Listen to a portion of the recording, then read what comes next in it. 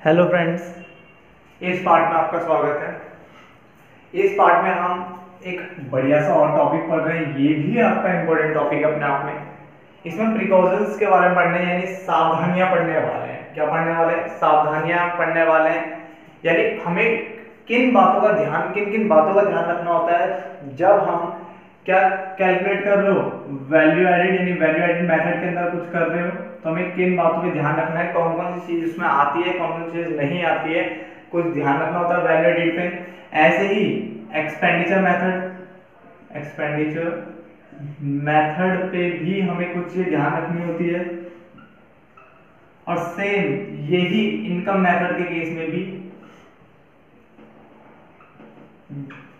में भी है कि जब इन मेथड्स का अगर हम यूज कर रहे हो तो हमें क्या क्या सावधानियां बरतनी चाहिए, क्या क्या सावधानियां रखनी चाहिए। इसका एक दो नाम और है, मैं बार बार लिखवाता हूँ, याद रख लिया करो। इसका नाम है प्रोडक्ट मेथड। जो बुक के अकॉर्डिंग है वो प्रोडक्ट मेथड है, मगर प्रोडक्शन वर्ड लिखा हुआ आ सकता है, प्रोडक्शन मेथड भी लिखा हुआ आ सकता है। इसलिए तीनों नाम आप याद करके रखो, प्रोडक्ट मेथड भी, प्रोडक्शन मेथड भी और वैल्यू एडेड तो रखना ही रखना है। तो इन तीनों मेथड के अकॉर्डिंग हमें क्या क्या सावधानियां रखनी है ये हमें पढ़ना है। ये कॉन्सेप्ट याद रखना, बारे वाले तो पढ़ेंगे। साथ में सबसे ज्यादा पूछे जाना बीए बीकॉम में क्वेश्चन है। ये बीए बीकॉम में सबसे ज्यादा पूछा जाता है, ठीक है, कि हमें क्या क्या प्रिकॉशंस ध्यान में रखनी है। तो ये उन बच्चों के लिए भी है। तो यहाँ पे मैं जो थंबनेल होगा इस वीडियो का उसमें बीकॉम भी मेंशन करूंगा, क्योंकि ये बीकॉम के लिए भी होगा। और हम इसको सेपरेट वीडियो में पढ़ेंगे, इसको भी सेपरेट वीडियो में पढ़ेंगे और इसको भी सेपरेट वीडियो में पढ़ेंगे। तीनों ही अलग से और बिल्कुल आराम से पढ़ेंगे, ठीक है। तो स्टार्ट करते हैं। जो पहला कॉन्सेप्ट करवाने वाला हूँ वैल्यू एडेड के ऊपर, कि वैल्यू एडेड मेथड के अंदर हमें क्या प्रिकॉशंस रखनी होती है। तो ध्यान से सुनना जरा। तो स्टार्ट करते हैं। Precautions of value added method या प्रोडक्ट मेथड कह लो या प्रोडक्शन मेथड कह लो। तो प्रिकॉशंस क्या है, पहले तीन देख लेते हैं, फिर थोड़ा आगे बढ़ते चलेंगे। सबसे पहला है intermediate goods are not to be included. Intermediate goods को इंक्लूड नहीं किया जाता है। आप कहोगे ये आपको पता है, बिल्कुल आपको पता है, क्योंकि आपने अभी डिफरेंस पढ़ा था, ठीक है। और डिफरेंस के अंदर बताया था कि इंटरमीडिएट गुड्स को आप इंक्लूड नहीं करते हो।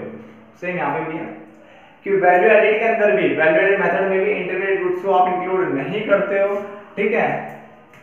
Not to be included in national income since such goods are already included in the value of final goods. क्योंकि ये ऑलरेडी इंक्लूड हो चुके होते हैं किसके अंदर, फाइनल गुड्स। यानी जो फाइनल गुड्स की जो वैल्यू आई थी 2500 रुपए, उसमें 1000 रुपए इंक्लूड था, यानी इंटरमीडिएट गुड्स ऑलरेडी इंक्लूड था। तो हम सॉरी, जो फाइनल गुड्स की वैल्यू जो आई थी 1500 रुपए, उसमें 1000 रुपए ऑलरेडी इंक्लूड था। इसका मतलब क्या हुआ कि इंटरमीडिएट गुड्स क्या होता है, वो ऑलरेडी इंक्लूडेड होता है। तो उसको दोबारा से आपको 1000 ऐड करके 2500 नहीं करना है। डन, इस बात को याद रखना। तो इंटरमीडिएट गुड्स क्या है, कभी भी इंक्लूड नहीं होते हैं नेशनल इनकम में, क्योंकि ये गुड्स जो है ये ऑलरेडी इंक्लूड होते हैं फाइनल गुड्स की वैल्यू में।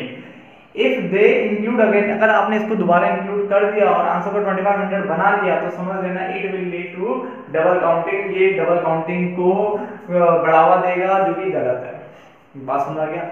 इसमें से बहुत सारे पॉइंट्स ऐसे होते हैं इनमें जो कि लगभग सेम होते हैं हर मेथड के अंदर जब हम प्रिकॉशंस पढ़ते हैं, ठीक है। तो वो आपके लिए काफी आसान हो जाएगा।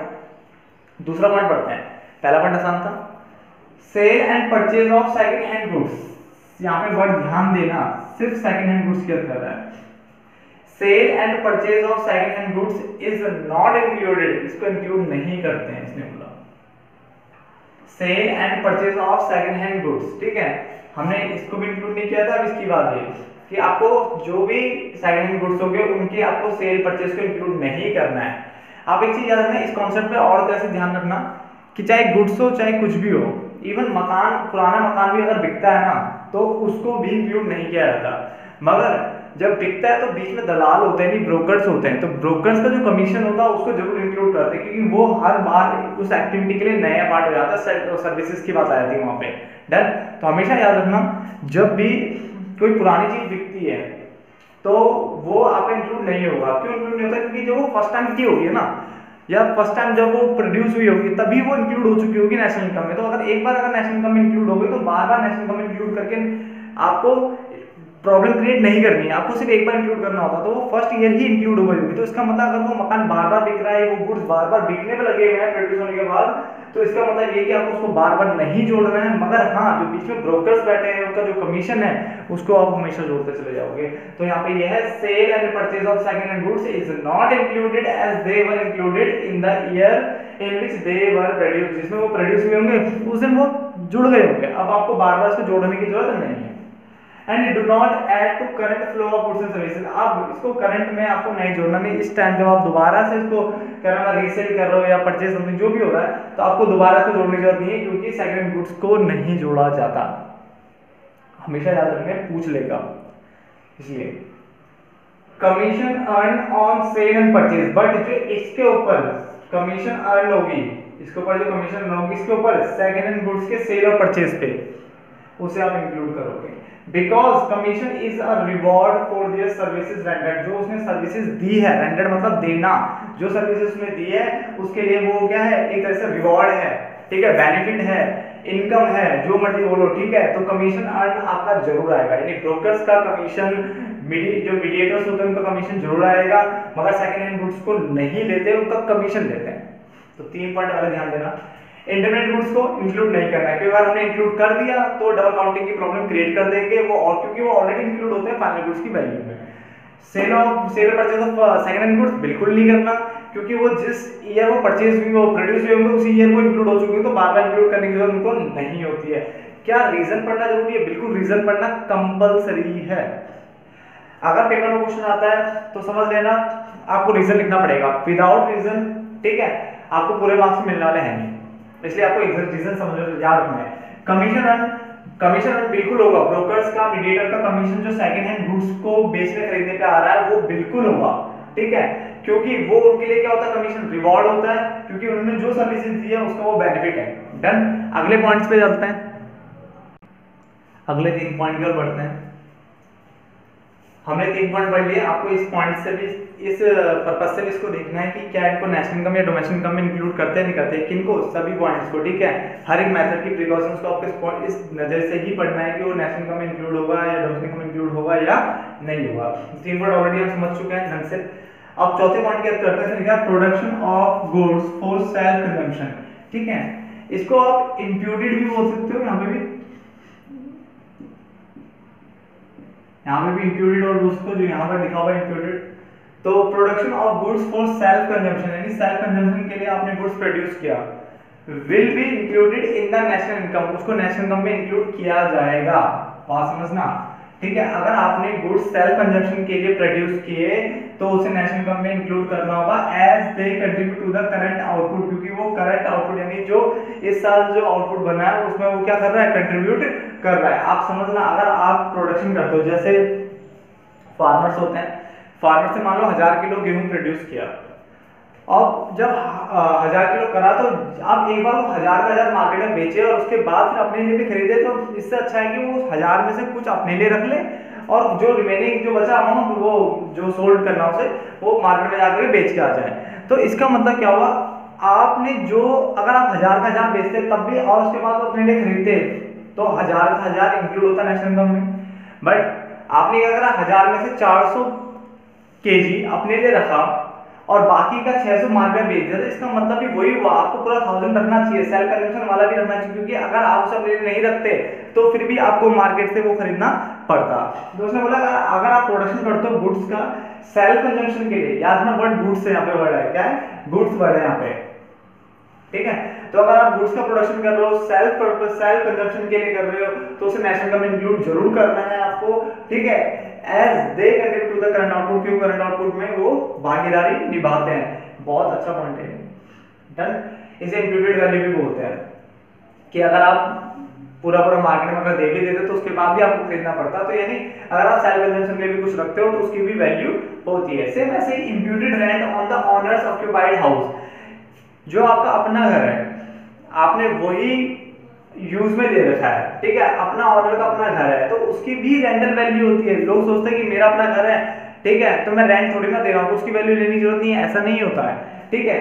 अगर आपका अपना भी है, अगर आप मान लो आपके पास अपना नहीं होता तो फिर तो रेंट देना पड़ता है। तो यही सोचा जाता है कि अगर की हर एक वैल्यू की, हर एक घर की क्या होती है, अपनी एक रेंटल वैल्यू होती है, चाहे वो फिर वो सेल्फ ऑक्यूपाइड घर हो, चाहे वो फिर रेंटेड वाला हो, रेंटेड आउट हो।